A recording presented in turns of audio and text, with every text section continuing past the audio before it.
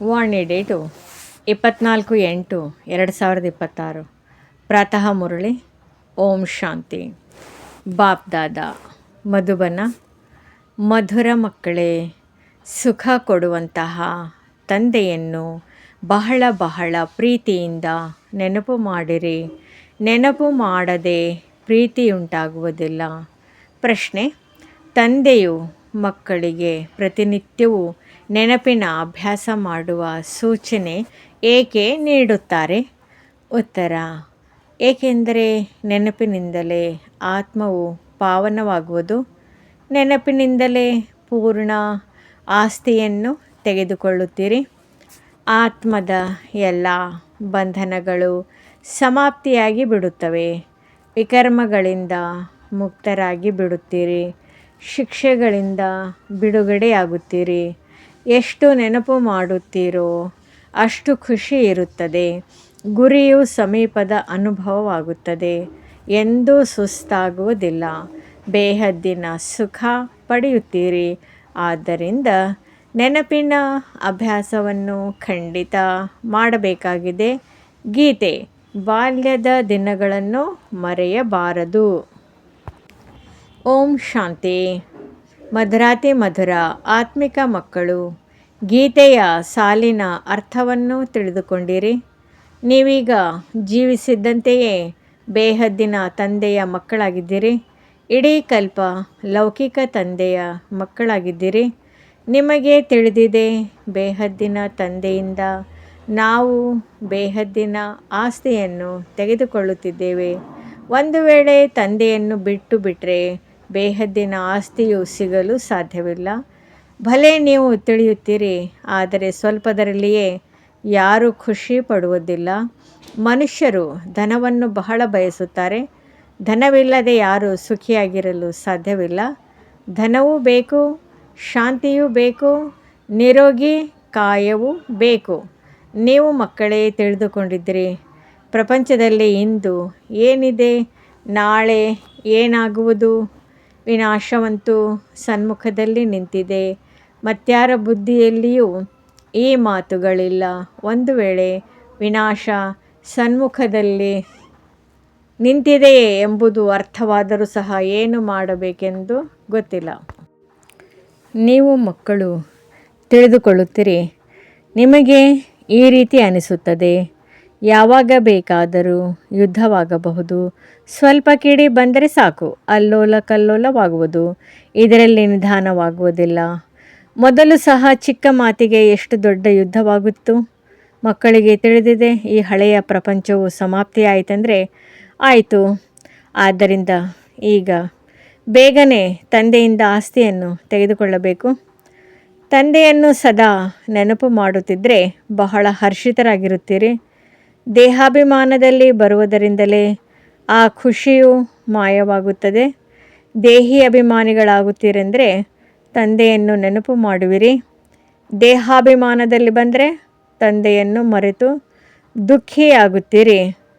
ತಂದೆಯನ್ನು ಎಷ್ಟು ನೆನಪು ಮಾಡುತ್ತೀರೋ ಅಷ್ಟು ಬೇಹದ್ದಿನ ಸುಖವನ್ನು ಪಡೆಯುತ್ತೀರಿ. ನೀವಿಲ್ಲಿ ಬಂದಿರುವುದೇ ಇಂತಹ ಲಕ್ಷ್ಮೀ ನಾರಾಯಣರಾಗುವುದಕ್ಕಾಗಿ.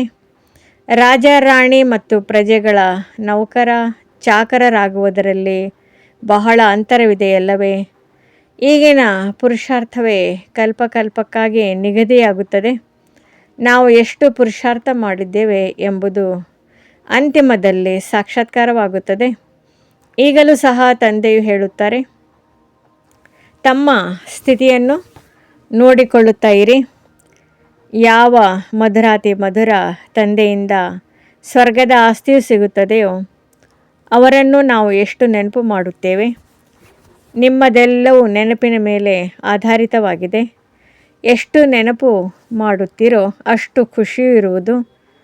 ನಾವೀಗ ಸನ್ಮುಖ ಬಂದು ತಲುಪಿದ್ದೇವೆ ಎಂಬುದನ್ನು ತಿಳಿದುಕೊಳ್ಳುತ್ತೀರಿ. ಕೆಲವರು ಗುರಿಯು ಇನ್ನೆಷ್ಟು ದೂರವಿದೆಯೋ ಎಂದು ಹೇಳಿ ಸುಸ್ತಾಗಿ ಬಿಡುತ್ತಾರೆ. ತಲುಪಿದಾಗಲೇ ಪರಿಶ್ರಮವು ಸುಲಭವಾಗುವುದು. ಯಾರಿಗೆ ಭಗವಂತನೆಂದು ಹೇಳಲಾಗಿದೆ ಎಂಬುದು ಪ್ರಪಂಚದವರಿಗೆ ಗೊತ್ತಿಲ್ಲ. ಹೇ ಭಗವಂತ ಎಂದು ಹೇಳುತ್ತಾರೆ, ಮತ್ತೆ ಕಲ್ಲು ಮುಳ್ಳಿನಲ್ಲಿದ್ದಾರೆಂದು ಹೇಳಿಬಿಡುತ್ತಾರೆ. ನೀವೀಗ ತಿಳಿದುಕೊಳ್ಳುತ್ತೀರಿ, ನಾವು ತಂದೆಯ ಮಕ್ಕಳಾಗಿ ಬಿಟ್ಟಿದ್ದೇವೆ. ಈಗ ತಂದೆಯ ಮತದ ಅನುಸಾರವೇ ನಡೆಯಬೇಕಾಗಿದೆ. ಭಲೆ ವಿದೇಶದಲ್ಲಿಯೇ ಇರಿ, ಅಲ್ಲಿದ್ದರೂ ಸಹ ಕೇವಲ ತಂದೆಯನ್ನು ನೆನಪು ಮಾಡಬೇಕಾಗಿದೆ. ನಿಮಗೆ ಶ್ರೀಮತವಂತೂ ಸಿಕ್ಕಿದೆ.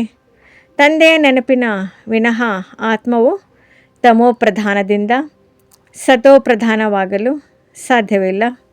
ಬಾಬಾ, ನಾವು ತಮ್ಮಿಂದ ಪೂರ್ಣ ಆಸ್ತಿಯನ್ನು ತೆಗೆದುಕೊಳ್ಳುತ್ತೇವೆ. ಹೇಗೆ ನಮ್ಮ ತಂದೆಯು ಅಂದರೆ ಬ್ರಹ್ಮ ಅವರು ಆಸ್ತಿಯನ್ನು ತೆಗೆದುಕೊಳ್ಳುವರೋ ಹಾಗೆ ನಾವು ಸಹ ಪುರುಷಾರ್ಥ ಮಾಡಿ ಅವರ ಸಿಂಹಾಸನದ ಮೇಲೆ ಅವಶ್ಯವಾಗಿ ಕುಳಿತುಕೊಳ್ಳುತ್ತೇವೆ. ಮಮ್ಮ ಬಾಬಾ ರಾಜರಾಜೇಶ್ವರ ರಾಜರಾಜೇಶ್ವರಿಯಾಗುತ್ತಾರೆ. ಅಂದಮೇಲೆ ನಾವು ಸಹ ಆಗುತ್ತೇವೆ ಎಂದು ಹೇಳುತ್ತೀರಿ. ಪರೀಕ್ಷೆಯಂತೂ ಎಲ್ಲರಿಗೂ ಒಂದೇ ಆಗಿದೆ. ನಿಮಗೆ ಬಹಳ ಸ್ವಲ್ಪವೇ ಕಲಿಸಲಾಗುತ್ತದೆ. ಕೇವಲ ತಂದೆಯನ್ನು ನೆನಪು ಮಾಡಿರಿ. ಇದಕ್ಕೆ ಸಹಜ ರಾಜಯೋಗ ಬಲವೆಂದು ಹೇಳಲಾಗುತ್ತದೆ. ನೀವು ತಿಳಿದುಕೊಳ್ಳುತ್ತೀರಿ, ಯೋಗದಿಂದ ಬಹಳ ಬಲ ಸಿಗುತ್ತದೆ. ನಾವು ಯಾವುದೇ ವಿಕರ್ಮ ಮಾಡಿದರೆ ಬಹಳ ಶಿಕ್ಷೆಯನ್ನು ಅನುಭವಿಸುತ್ತೇವೆ. ಪದವಿ ಭ್ರಷ್ಟರಾಗುತ್ತೀರಿ. ನೆನಪಿನಲ್ಲಿಯೇ ಮಾಯೆಯು ವಿಘ್ನಗಳನ್ನು ಹಾಕುತ್ತದೆ. ನೀವು ತಿಳಿದುಕೊಂಡಿದ್ದೀರಿ, ನಾವೀಗ ಪಾವನ ಪ್ರಪಂಚಕ್ಕೆ ಹೋಗುತ್ತಿದ್ದೇವೆ. ಯಾರು ಬ್ರಾಹ್ಮಣರಾಗುವರೋ ಅವರೇ ನಿಮಿತ್ತರಾಗುವರು. ಬ್ರಹ್ಮ ಮುಖವಂಶಾಳಿ ಬ್ರಾಹ್ಮಣರಾಗದ ವಿನಃ ನೀವು ತಂದೆಯಿಂದ ಆಸ್ತಿಯನ್ನು ತೆಗೆದುಕೊಳ್ಳಲು ಸಾಧ್ಯವಿಲ್ಲ. ತಂದೆಯು ಮಕ್ಕಳನ್ನು ಆಸ್ತಿ ಕೊಡುವುದಕ್ಕಾಗಿಯೇ ರಚಿಸುತ್ತಾರೆ. ನಾವಂತೂ ಶಿವ ತಂದೆಯ ಮಕ್ಕಳಾಗಿ ಬಿಟ್ಟಿದ್ದೇವೆ. ಅವರು ಹೊಸ ಸೃಷ್ಟಿಯನ್ನು ರಚಿಸುವುದೇ ಮಕ್ಕಳಿಗೆ ಆಸ್ತಿಯನ್ನು ಕೊಡುವುದಕ್ಕಾಗಿ. ಶರೀರಧಾರಿಗಳಿಗೆ ಆಸ್ತಿಯನ್ನು ಕೊಡುತ್ತಾರೆ. ಆತ್ಮಗಳಂತೂ ಮೇಲಿರುತ್ತಾರೆ. ಅಲ್ಲಿ ಆಸ್ತಿ ಮತ್ತು ಅಥವಾ ಪ್ರಾರಬ್ಧದ ಮಾತಿರುವುದಿಲ್ಲ. ನೀವೀಗ ಪುರುಷಾರ್ಥ ಮಾಡಿ ಪ್ರಾರಬ್ಧವನ್ನು ಪಡೆಯುತ್ತಿದ್ದೀರಿ. ಇದು ಪ್ರಪಂಚದವರಿಗೆ ಗೊತ್ತಿಲ್ಲ. ಈಗ ಸಮಯವು ಸಮೀಪಿಸುತ್ತಾ ಹೋಗುತ್ತಿದೆ. ಒಂದು ವೇಳೆ ಇಂಥವರು ನಮ್ಮನ್ನು ಈ ರೀತಿ ಮಾಡಿದರೆ ನಾವು ಒಮ್ಮೆಲೆ ಅವರನ್ನು ಹಾರಿಸಿ ಬಿಡುತ್ತೇವೆ ಎಂದು ಸೂಚನೆ ಕೊಡುತ್ತಿರುತ್ತಾರೆ. ಹಾರಿಸುವ ತಯಾರಿಗಳಾಗುತ್ತಿವೆ. ಬಾಂಬುಗಳನ್ನು ಯಾರೂ ಸುಮ್ಮನೆ ಇಟ್ಟುಕೊಳ್ಳುವುದಿಲ್ಲ. ಬಹಳ ತಯಾರಿಗಳು ನಡೆಯುತ್ತಿದೆ. ಬ್ರಿಟಿಷ್ ಸರ್ಕಾರದ ಸಮಯದಲ್ಲಿ ಪಾಕಿಸ್ತಾನ, ಹಿಂದೂಸ್ತಾನ ಇತ್ತೆ. ಯಾದವರ ಯುದ್ಧವಾಯಿತೆಂದು ಬರೆಯಲ್ಪಟ್ಟಿದೆ. ಪಾಂಡವರು ಮತ್ತು ಕೌರವರ ಯುದ್ಧವಾಗಲಿಲ್ಲ. ಯಾದವರು ಹೊಡೆದಾಡುತ್ತಿದ್ದಾರೆ. ಬಾಂಬುಗಳು ತಯಾರಾಗಿವೆ. ಈಗ ತಂದೆಯು ನಮಗೆ ಆದೇಶ ನೀಡುತ್ತಾರೆ, ಮಕ್ಕಳೇ, ನನ್ನನ್ನೊಬ್ಬನನ್ನೇ ನೆನಪು ಮಾಡಿರಿ. ಇಲ್ಲದಿದ್ದರೆ ಅಂತಿಮದಲ್ಲಿ ಬಹಳ ಅಳಬೇಕಾಗುವುದು. ಪರೀಕ್ಷೆಯಲ್ಲಿ ಅನುತ್ತೀರ್ಣರಾದರೆ ಕೋಪದಲ್ಲಿ ಹೋಗಿ ಮುಳುಗಿ ಸಾಯುತ್ತಾರೆ. ಇಲ್ಲಿ ಕೋಪದ ಮಾತಿಲ್ಲ.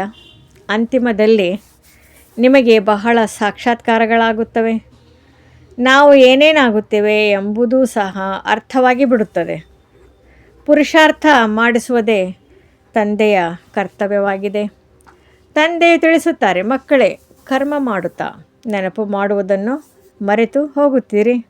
ಅಥವಾ ಬಿಡುವು ಸಿಗುವುದಿಲ್ಲವೆಂದರೆ ಸಮಯ ತೆಗೆದುಕೊಳ್ಳಿತು ತಂದೆಯನ್ನು ನೆನಪು ಮಾಡಿರಿ. ಪರಸ್ಪರ ನೀವು ಮಿಲನ ಮಾಡುತ್ತೀರೆಂದರೂ ಸಹ ಈ ಪ್ರಯತ್ನ ಪಡಿ, ನಾವು ತಂದೆಯನ್ನು ನೆನಪು ಮಾಡಬೇಕು ಅಂತ. ಎಲ್ಲರೂ ಸೇರಿ ಕುಳಿತುಕೊಂಡಾಗ ಚೆನ್ನಾಗಿ ನೆನಪು ಮಾಡಬಹುದು. ಸಂಘಟನೆಯ ಸಹಯೋಗ ಸಿಗುವುದು ಮೂಲ ಮಾತಾಗಿದೆ. ತಂದೆಯನ್ನು ನೆನಪು ಮಾಡುವುದು. ಇಲ್ಲಿ ಬರುವುದಾದರೆ ಬನ್ನಿ, ಅಥವಾ ಬರದಿದ್ದರೂ ಸಹ ತಂದೆಯನ್ನು ನೆನಪು ಮಾಡುತ್ತಾ ಇರಿ. ಹೇಗೆ ಯಾರಾದರೂ ವಿದೇಶಕ್ಕೆ ಹೋಗುತ್ತಾರೆಂದರೆ ಅವರು ಅಷ್ಟು ದೂರದಿಂದ ಬರೋದಕ್ಕೆ ಆಗೋದಿಲ್ಲ. ಅಲ್ಲಿಯೂ ಸಹ ಕೇವಲ ಒಂದು ಮಾತನ್ನು ನೆನಪಿಟ್ಟುಕೊಳ್ಳಿ, ತಂದೆಯ ನೆನಪಿನಿಂದಲೇ ನೀವು ತಮೋಪ್ರಧಾನರಿಂದ ಸತೋಪ್ರಧಾನರಾಗುತ್ತೀರಿ.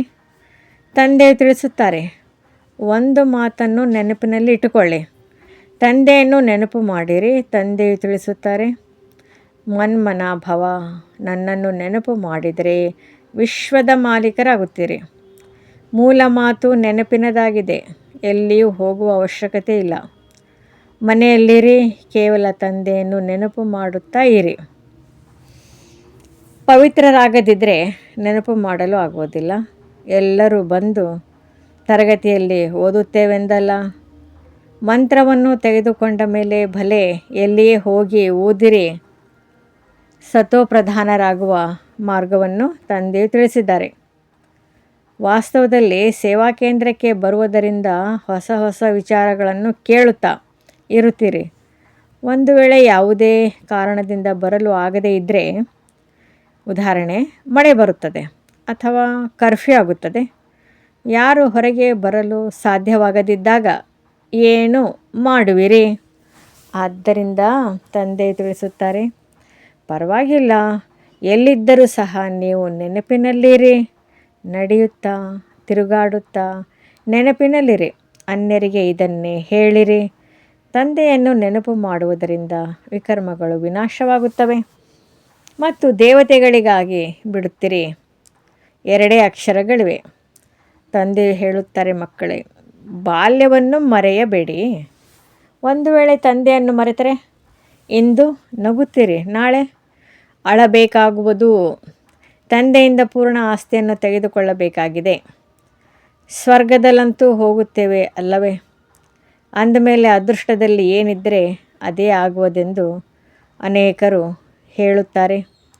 ಅದಕ್ಕೆ ಯಾರೂ ಪುರುಷಾರ್ಥ ಮಾಡುವುದು ಎಂದು ಹೇಳುವುದಿಲ್ಲ. ಮನುಷ್ಯರು ಶ್ರೇಷ್ಠ ಪದವಿಯನ್ನು ಪಡೆಯುವುದಕ್ಕಾಗಿಯೇ ಪುರುಷಾರ್ಥ ಮಾಡುತ್ತಾರೆ. ಈಗ ತಂದೆಯ ಬಳಿ ಶ್ರೇಷ್ಠ ಪದವಿ ಸಿಗುತ್ತದೆ. ಅಂದಮೇಲೆ ಏಕೆ ಹುಡುಗಾಟಿಕೆ ಮಾಡುವಿರಿ? ಶಾಲೆಯಲ್ಲಿ ಯಾರು ಓದುವುದಿಲ್ಲವೋ ಅವರು ವಿದ್ಯಾವಂತರ ಮುಂದೆ ತಮ್ಮ ತಲೆಯನ್ನು ಬಾಗಬೇಕಾಗುವುದು. ತಂದೆಯನ್ನು ಪೂರ್ಣ ನೆನಪು ಮಾಡದಿದ್ದರೆ ಹೋಗಿ ಪ್ರಜೆಗಳಿಗೂ ನೌಕರ ಚಾಕರರಾಗುತ್ತೀರಿ. ಇದರಲ್ಲಿಯೇ ಖುಷಿಯಾಗಿ ಬಿಡಬಾರ್ದು. ಆದ್ದರಿಂದ ತಂದೆ ತಿಳಿಸುತ್ತಾರೆ, ಮಧುರಾತಿ ಮಧುರ ಮಕ್ಕಳು ಸನ್ಮುಖದಲ್ಲೇ ರಿಫ್ರೆಶ್ ಆಗಿ ಹೋಗುತ್ತೀರಿ. ಕೆಲವರು ಬಂಧನದಲ್ಲಿದ್ದಾರೆ. ಅವರು ಮನೆಯಲ್ಲಿ ಕುಳಿತೇ ನೆನಪು ಮಾಡುತ್ತಾ ಇರಿ, ಪರವಾಗಿಲ್ಲ. ನಿಮಗೆ ಎಷ್ಟೊಂದು ಸಹಜವಾಗಿ ತಿಳಿಸುತ್ತೇನೆ. ಮೃತ್ಯು ಸನ್ಮುಖದಲ್ಲಿ ನಿಂತಿದೆ. ಆಕಸ್ಮಿಕವಾಗಿಯೇ ಯುದ್ಧವು ಪ್ರಾರಂಭವಾಗಿ ಬಿಡುವುದು. ಸ್ವಲ್ಪ ಗಡಿಬಿಡಿ ಮಾಡಿದರೂ ಸಹ ನಾವು ಈ ರೀತಿ ಮಾಡಿಬಿಡುತ್ತೇವೆ ಎಂದು ಒಬ್ಬರು ಇನ್ನೊಬ್ಬರಿಗೆ ಹೇಳುತ್ತಾರೆ. ಮೊದಲೇ ಹೇಳಿಬಿಡುತ್ತಾರೆ. ಬಾಂಬುಗಳ ಗರ್ವವು ಬಹಳಷ್ಟಿದೆ. ತಂದೆಯು ತಿಳಿಸುತ್ತಾರೆ, ಮಕ್ಕಳೇ, ಬಹುಶಃ ಯೋಗ ಬಲದಲ್ಲಿ ಇನ್ನೂ ಅಷ್ಟು ತೀಕ್ಷ್ಣವಾಗಿಲ್ಲ. ಆದ್ದರಿಂದ ಪುರುಷಾರ್ಥಕ್ಕೆ ಮೊದಲೇ ಯುದ್ಧವಾಗುವಂತಾಗಬಾರದು. ಆದರೆ ಡ್ರಾಮಾನುಸಾರ ಈ ರೀತಿ ಆಗುವುದೇ ಇಲ್ಲ. ಏಕೆಂದರೆ ಮಕ್ಕಳು ಪೂರ್ಣ ಆಸ್ತಿಯನ್ನು ತೆಗೆದುಕೊಂಡಿಲ್ಲ. ಆದ್ದರಿಂದ ನಿಶ್ಚಯವಾಗುತ್ತದೆ, ಒಂದು ವೇಳೆ ಯುದ್ಧವಾಗಲೂಬಹುದು. ಆದರೂ ಸಹ ಸ್ವಲ್ಪ ನಡೆದು ಮತ್ತೆ ನಿಂತು ಹೋಗುತ್ತದೆ. ಏಕೆಂದರೆ ಈಗಿನ್ನೂ ರಾಜಧಾನಿಯು ಸ್ಥಾಪನೆಯಾಗಿಲ್ಲ. ಸಮಯ ಬೇಕಾಗಿದೆ. ಪುರುಷಾರ್ಥ ಮಾಡಿಸುತ್ತಾ ಇರುತ್ತಾರೆ ಮತ್ತು ಯಾವ ಸಮಯದಲ್ಲಿ ಏನು ಬೇಕಾದರೂ ಆಗುವ ಸಾಧ್ಯತೆ ಇದೆ. ವಿಮಾನವು ಬೀಳಬಹುದು, ರೈಲು ಗಾಡಿಯೂ ಬೀಳಬಹುದು. ಮೃತ್ಯುವು ಎಷ್ಟು ಸಹಜವಾಗಿ ನಿಂತಿದೆ. ಭೂಮಿಯು ಸಹ ಅಲುಗಾಡುತ್ತಿರುತ್ತದೆ. ಎಲ್ಲದಕ್ಕಿಂತ ಹೆಚ್ಚು ಕೆಲಸವನ್ನು ಭೂಕಂಪವು ಮಾಡಬೇಕಾಗಿದೆ. ಆದರೆ ವಿನಾಶವಾಗುವ ಮೊದಲೇ ನೀವು ತಂದೆಯಿಂದ ಪೂರ್ಣ ಆಸ್ತಿಯನ್ನು ತೆಗೆದುಕೊಳ್ಳಬೇಕಾಗಿದೆ. ಆದ್ದರಿಂದ ಬಹಳ ಪ್ರೀತಿಯಿಂದ ತಂದೆಯನ್ನು ನೆನಪು ಮಾಡಿರಿ. ಬಾಬಾ ತಮ್ಮ ವಿನಃ ಮತ್ಯಾರೂ ನನ್ನವರಿಲ್ಲ. ಹೀಗೆ ಕೇವಲ ತಂದೆಯನ್ನೇ ನೆನಪು ಮಾಡುತ್ತಾ ಇರಿ. ಎಷ್ಟು ಸಹಜ ರೀತಿಯಿಂದ ಚಿಕ್ಕ ಚಿಕ್ಕ ಮಕ್ಕಳಿಗೆ ತಿಳಿಸುವಂತೆ ತಿಳಿಸುತ್ತಾರೆ. ಮಕ್ಕಳೇ, ಮತ್ಯಾವುದೇ ಕಷ್ಟ ಕೊಡುವುದಿಲ್ಲ. ಕೇವಲ ನೆನಪು ಮಾಡಿರಿ ಮತ್ತು ಕಾಮಚಿತೆಯ ಮೇಲೆ ಕುಳಿತು ನೀವು ಸುಟ್ಟು ಹೋಗಿದ್ದಿರಿ. ಈಗ ಜ್ಞಾನಚಿತೆಯ ಮೇಲೆ ಕುಳಿತು ಪವಿತ್ರರಾಗಿರಿ. ತಮ್ಮ ಉದ್ದೇಶವೇನೆಂದು ನಿಮ್ಮೊಂದಿಗೆ ಯಾರಾದರೂ ಕೇಳುತ್ತಾರೆ, ಆಗ ತಿಳಿಸಿರಿ. ಯಾರು ಎಲ್ಲರ ತಂದೆಯಾಗಿದ್ದಾರೆಯೋ ಅವರು ತಿಳಿಸುತ್ತಿದ್ದಾರೆ, ನನ್ನನ್ನೊಬ್ಬನನ್ನೇ ನೆನಪು ಮಾಡಿದರೆ ನಿಮ್ಮ ವಿಕರ್ಮಗಳು ವಿನಾಶವಾಗುತ್ತವೆ ಮತ್ತು ನೀವು ತಮೋಪ್ರಧಾನರಿಂದ ಸತೋಪ್ರಧಾನರಾಗುತ್ತೀರಿ. ಸರ್ವರ ಸದ್ಗತಿದಾತನು ಒಬ್ಬರೇ ತಂದೆಯಾಗಿದ್ದಾರೆ. ಈಗ ತಂದೆಯು ತಿಳಿಸುತ್ತಾರೆ, ಕೇವಲ ನನ್ನನ್ನು ನೆನಪು ಮಾಡಿದರೆ ತುಕ್ಕು ಕಳೆಯುವುದು. ಇಷ್ಟು ಸಂದೇಶವನ್ನಂತೂ ಕೊಡುತ್ತೀರಲ್ಲವೇ? ಸ್ವಯಂ ನೆನಪು ಮಾಡಿದಾಗಲೇ ಅನ್ಯರಿಂದಲೂ ನೆನಪು ಮಾಡಿಸಲು ಸಾಧ್ಯ. ಅನ್ಯರಿಗೂ ರುಚಿಯಿಂದ ಹೇಳುತ್ತೀರಿ, ಇಲ್ಲದಿದ್ದರೆ ಅದು ಅಂತರಾಳದಿಂದ ಹೊರಡುವುದಿಲ್ಲ. ತಂದೆಯು ತಿಳಿಸುತ್ತಾರೆ, ಎಲ್ಲಿಯಾದರೂ ಇರಿ, ಎಷ್ಟು ಸಾಧ್ಯವೋ ಕೇವಲ ನನ್ನನ್ನು ನೆನಪು ಮಾಡಿರಿ. ಭಲೆ ಆಹಾರ ಪಾನೀಯಗಳ ವಿಷಯದಲ್ಲಿ ಸ್ವಲ್ಪ ಕಷ್ಟವಾಗಬಹುದು, ಆದರೆ ಮನೆಯಲ್ಲಿಯೇ ಇರಿ. ಮನೆಯಲ್ಲಿದ್ದು ತಂದೆಯನ್ನು ನೆನಪು ಮಾಡಿರಿ. ಯಾರು ಸಿಕ್ಕಿದರೂ ಅವರಿಗೆ ಇದೇ ಶಿಕ್ಷಣವನ್ನು ಕೊಡಿ. ಮತ್ತು ಮೃತ್ಯು ಸನ್ಮುಖದಲ್ಲಿ ನಿಂತಿದೆ. ತಂದೆಯು ಹೇಳುತ್ತಾರೆ, ನೀವೆಲ್ಲರೂ ತಮೋ ಪ್ರಧಾನ ಪತೀತರಾಗಿ ಬಿಟ್ಟಿದ್ದೀರಿ.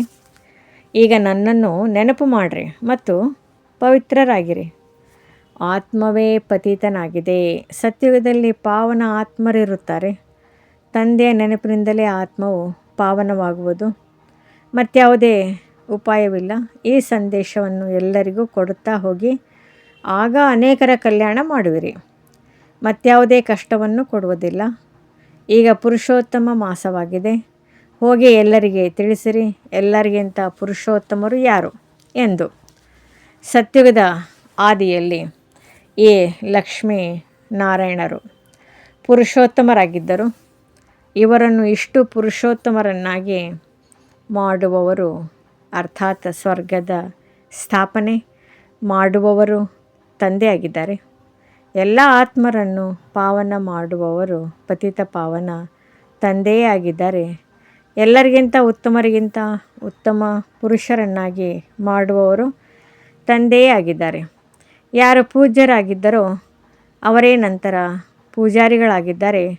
ರಾವಣ ರಾಜ್ಯದಲ್ಲಿ ನಾವು ಪೂಜಾರಿಗಳಾಗಿರುತ್ತೇವೆ, ರಾಮರಾಜ್ಯದಲ್ಲಿ ಪೂಜ್ಯರಾಗುತ್ತೇವೆ.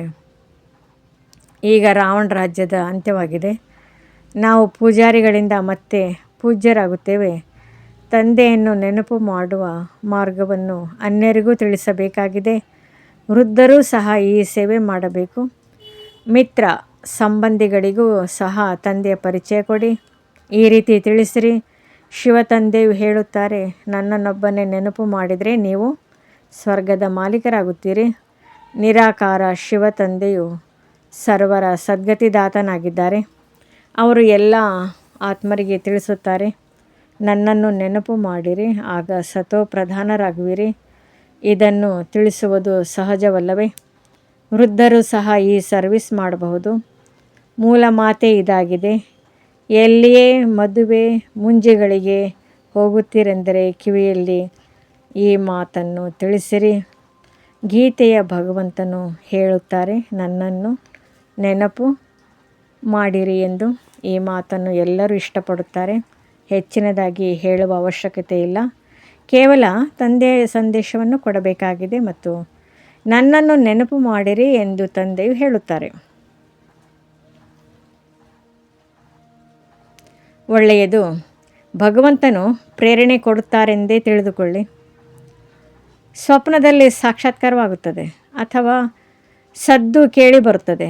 ತಂದೆಯು ತಿಳಿಸುತ್ತಾರೆ, ನನ್ನನ್ನು ನೆನಪು ಮಾಡಿದರೆ ಸತೋ ಪ್ರಧಾನರಾಗಿ ಬಿಡುವಿರಿ. ನೀವು ಕೇವಲ ಇದೇ ಚಿಂತನೆ ಮಾಡುತ್ತಾ ಇರಿ. ಇದರಿಂದ ದೋಣಿಯು ಪಾರಾಗುವುದು.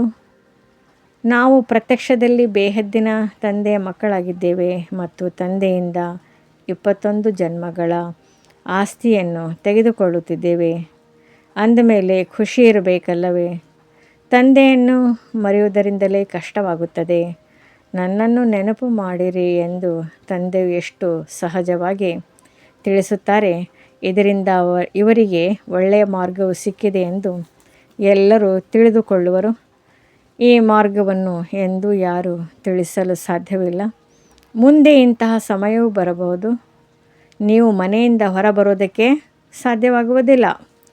ತಂದೆಯನ್ನು ನೆನಪು ಮಾಡುತ್ತಾ ಮಾಡುತ್ತಾ ಶರೀರ ಬಿಡುತ್ತೀರಿ. ಅಂತ್ಯಕಾಲದಲ್ಲಿ ಯಾರು ಶಿವತಂದೆಯ ಸ್ಮರಣೆ ಮಾಡಿದರೋ ಅಂಥವರು ಲಕ್ಷ್ಮೀ ನಾರಾಯಣರ ರಾಜ್ಯದಲ್ಲಿ ಬರುತ್ತಾರೆ. ಮತ್ತೆ ಮತ್ತೆ ರಾಜ್ಯ ಪದವಿಯನ್ನು ಪಡೆಯುತ್ತಾರೆ. ಆದ್ದರಿಂದ ಕೇವಲ ತಂದೆಯನ್ನು ಪ್ರೀತಿಯಿಂದ ನೆನಪು ಮಾಡಿರಿ. ನೆನಪು ಮಾಡದೆ ಹೇಗೆ ಪ್ರೀತಿ ಮಾಡುವಿರಿ? ಸುಖವು ಸಿಗುತ್ತದೆ, ಆದ್ದರಿಂದಲೇ ನೆನಪು ಮಾಡಲಾಗುತ್ತದೆ ಅಲ್ಲವೇ? ದುಃಖ ಕೊಡುವವರನ್ನು ನೆನಪು ಮಾಡಲಾಗುವುದಿಲ್ಲ. ತಂದೆಯು ಹೇಳುತ್ತಾರೆ, ನಾನು ನಿಮ್ಮನ್ನು ಸ್ವರ್ಗದ ಮಾಲೀಕರನ್ನಾಗಿ ಮಾಡುತ್ತೇನೆ. ಆದ್ದರಿಂದ ನನ್ನನ್ನು ನೆನಪು ಮಾಡಿರಿ. ತಂದೆಯ ಮತದಂತೆ ನಡೆಯಬೇಕಲ್ಲವೇ? ಒಳ್ಳೆಯದು, ಮಧುರಾತಿ ಮಧುರ, ಅಗಲಿ ಹೋಗಿ ಮರಳಿ ಸಿಕ್ಕಿರುವ ಮಕ್ಕಳ ಪ್ರತಿ ಮಾತಾಪಿತಾ ಬಾಬ್ದಾದರವರ ನೆನಪು, ಪ್ರೀತಿ ಹಾಗೂ ಸುಪ್ರಭಾತ. ಆತ್ಮಿಕ ಮಕ್ಕಳಿಗೆ ಆತ್ಮಿಕ ತಂದೆಯ ನಮಸ್ತೆ. ಧಾರಣೆಗಾಗಿ ಮುಖ್ಯ ಸಾರ. ಮೊದಲನೇ ಪಾಯಿಂಟ್, ವಿದ್ಯೆಯಲ್ಲಿ ಎಂದೂ ಹುಡುಗಾಟಿಕೆ ಮಾಡಬಾರದು. ಯುದ್ಧಕ್ಕೆ ಮೊದಲೇ ತಂದೆಯಿಂದ ಪೂರ್ಣ ಆಸ್ತಿಯನ್ನು ಪಡೆಯಬೇಕಾಗಿದೆ. ಶ್ರೀಮತದಂತೆ ತಂದೆಯನ್ನು ಬಹಳ ಪ್ರೀತಿಯಿಂದ ನೆನಪು ಮಾಡಬೇಕಾಗಿದೆ.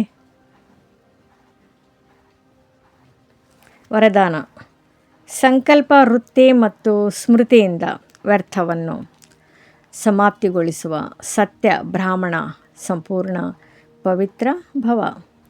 ತಮ್ಮ ಸಂಕಲ್ಪ, ವೃತ್ತಿ ಮತ್ತು ಸ್ಮೃತಿಯನ್ನು ಪರಿಶೀಲನೆ ಮಾಡಿಕೊಳ್ಳಿರಿ. ಅದರಲ್ಲಿ ಹೀಗಂತೂ ಆಗುತ್ತಿಲ್ಲ, ಏನೋ ತಪ್ಪಾಗಿ ಬಿಟ್ಟಿತು, ಪಶ್ಚಾತ್ತಾಪ ಪಡಲಾಯಿತು, ಕ್ಷಮೆ ಯಾಚಿಸಿದ್ದೇನು, ಮುಕ್ತನಾದೆನು ಎನ್ನುವಂತೆ ಆಗುತ್ತಿಲ್ಲವೇ? ಯಾರೆಷ್ಟಾದರೂ ಕ್ಷಮೆ ಯಾಚಿಸಬಹುದು, ಆದರೆ ಪಾಪ ಅಥವಾ ವ್ಯರ್ಥ ಕರ್ಮವೇನಾಯಿತು? ಅದರ ಚಿಹ್ನೆಯಂತೂ ಸಮಾಪ್ತಿಯಾಗುವುದಿಲ್ಲ. ರಿಜಿಸ್ಟರ್ ಶುದ್ಧ ಸ್ವಚ್ಛವಾಗಿರುವುದಿಲ್ಲ. ಕೇವಲ ಈ ರೀತಿ ಪದ್ಧತಿಗಳನ್ನಾಗಿ ಮಾಡಿಕೊಳ್ಳಬಾರದು. ಆದರೆ ಸ್ಮೃತಿಯಲ್ಲಿರಲಿ, ನಾನು ಸಂಪೂರ್ಣ ಪವಿತ್ರ ಬ್ರಾಹ್ಮಣನಾಗಿದ್ದೇನೆ.